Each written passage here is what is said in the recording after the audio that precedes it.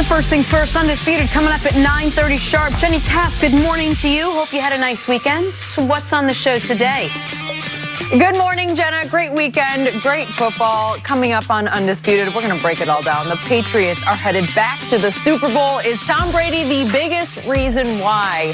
And should the Saints really put all the blame on the refs for their loss yesterday? Plus, we have Deion Sanders, Eric Dickerson in studio to help us break it down. Undisputed coming up next. Jenna, back to you and the guys. All right, Jenny, thanks. Time now for us to go viral. The pass interference no call in the Rams-Saints NFC Championship was no laughing matter unless you ask Todd Gurley, who posted this Photoshop of him and the ref swapping jerseys, which is actually very funny. I mean, it's easy to laugh about if you're on the right side of it. Of course it is. That's why it was And the funny Rams are not doing the thing some teams do, which is, well, actually, I thought it was a good no call. They're leaning into it. Yeah, it was a bad call. They're acknowledging it. Roby Coleman says I whacked him. Gurley's tweeting the Photoshop of him, the ref holding the jersey. Man, folks, great game. New Orleans. Great game, marred by a bad call at the end. Yep, absolutely right.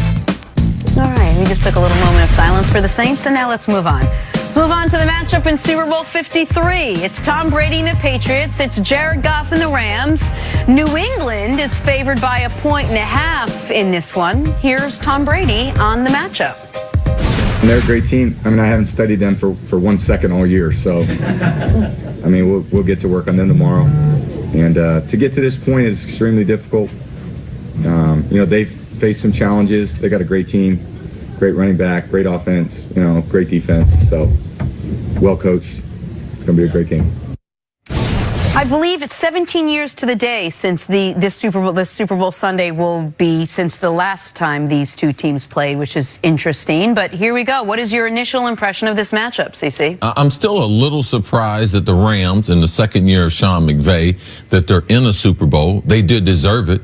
Had a very good regular season. I haven't seen the team win 13 games that got less attention than the Rams got, and they have what you want.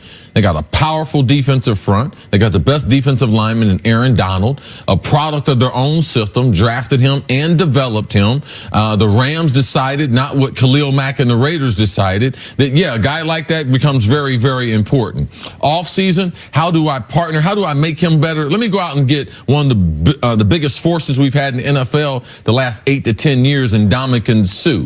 Let me go out and get another couple cast-off guys. Let me make trades. Let me get a corner. Why? Because I believe in my locker room. I believe in the culture that they're creating. That's the reason why the Rams are in this Super Bowl. And a quarterback in Jared Goff, who 2 years ago was getting nothing but criticism, now because of Sean McVay, that he is a positive thing for this team moving forward. They traded with these New England Patriots for Brandon Cooks. So now, I mean, they have been very, very aggressive in trying to put this team together that's going to be in Atlanta. So I look forward to it. Very, very talented football team in the Rams, still a young football team with about a handful of veterans that this is the only year that they potentially are going to be playing for the Rams versus the most constant force that we've seen in sports, and that being the New England Patriots. It should be an exciting Super Bowl 53 in Atlanta. So, Jenna, you raised the point that this Super Bowl played 17 days to the day since this dynasty was birthed. Yeah. So, I'm sorry, 17 years to the day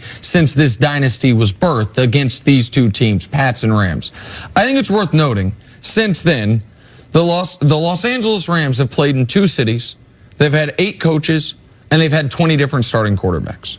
The New England Patriots have played in 1 city. They've had 1 coach, and they technically have had 4 different starting quarterbacks, but 1 was because Brady was injured, and the other 2 was because Brady was suspended. He's really been their starting quarterback the entire time. The Rams have gone through multiple uniform changes, identity changes, they're total makeovers. Fan bases. Oh, absolutely. And the Patriots have been there all along. What I will be looking for in this game, see, you talked about the X's and O's. And I know we're going to talk about every angle of this over the next 13 days leading up to it. But what this means almost big picture-wise, I know Tom Brady keeps talking about he wants to play till he's 45, and he keeps showing you that he probably can. I wonder if people will be wondering if he wins this Super Bowl to encapsulate 3 in 5 years, and they started with 3 in 5 years. It started with the Rams and win one against the Rams, and he gets to 6 rings. If that would be his last game. I also think, I know this, if they win this Super Bowl, they being the Patriots, this last 5-year part of their run, they will be more accomplished and more impressive than the first 5-year part of their run, which seemed unthinkable at any point in this run until really the last 18 months. What we have is 2 very different styles as far as how the team was built. The Patriots very rarely are heavy free agent spenders. They very rarely are teams that are go for it right now. Let's sacrifice some of the future, whether that's trading a first for Brandon Cooks, which the Pats did and then got one back. But the Rams doubled down on that strategy, trading picks mid-year for Dante Fowler. And what the Rams did during the season, from preseason and during the season, think about some of the stars of yesterday other than Jared Goff.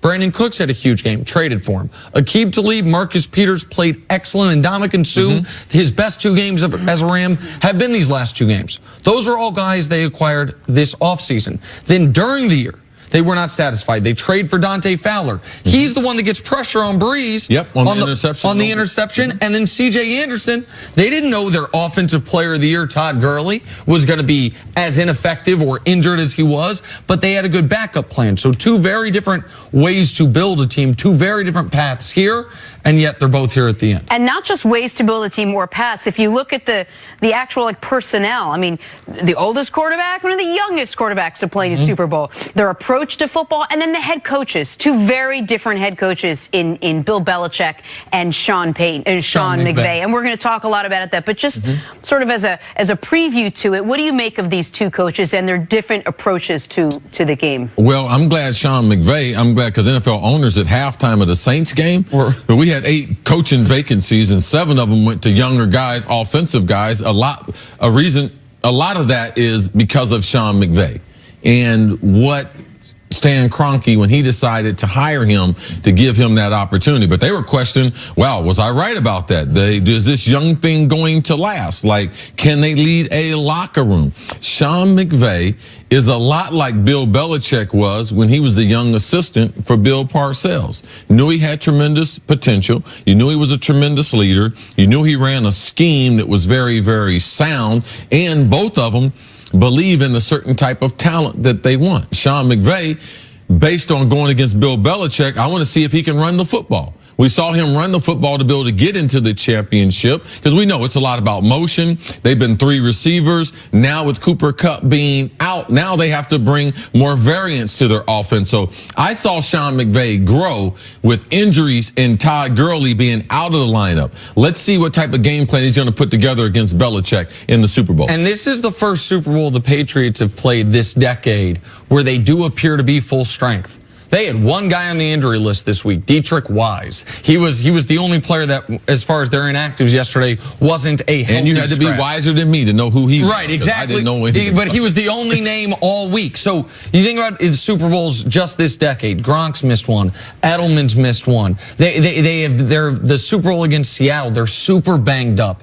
And so now they actually come in full strength. Now, the full strength for the Pats, we've talked about it all year, led to their most losses they've had also in this decade. They're losing record on the road. But they, more so this year than any year I can remember, have found a way to play their 2 best games of the season in these 2 games leading up to the Super Bowl. They seem to typically peak at the end of the year, but most years they're playing at a very high level throughout the season. This year, that was not the case. This year, there's a reason. It wasn't just home field advantage that they were underdogs to the Kansas City Chiefs, and yet they, against the Rams, up 35-7 in the first half, against the Chiefs, 14-0. And that storyline won't change much, even though we know Sony Michel is the most valuable of the offensive weapons that Brady has. They want to run the ball. They've become very, very predictable. James Devlin, Sony Michel, they're going to run the ball. The question is, if Brady's going to get Super Bowl number 6, they're wide receivers. They've had 33 wide receivers inside that locker room since the spring, trying to come up with a solution. All of them made plays in yesterday's game to be able to get them that win. Super Bowl 53, they're going to have to do it again against what I believe believe, the best secondary they would have faced in these playoffs going against the Rams and their corners. And on the other side of the ball for the Rams, the story around Jared Goff. This is the #1 overall pick that his first year, people were writing off by the end of that year. In his second year, Carson Wentz took the spotlight from him. In his third year, Patrick Mahomes took the spotlight from him. People think Baker or Deshaun, to go along with Wentz and Mahomes, are the brightest young quarterbacks in the league. Jared Goff has a chance to win the damn Super Bowl now. And to say, okay, you guys can think what you want about me, about my skinny legs, about me being a system guy. Guys like Nick Wright always criticizing me. Okay, he's one win away from joining Nick Foles and Eli Manning as the only two quarterbacks. And he might be the first quarterback, not Patty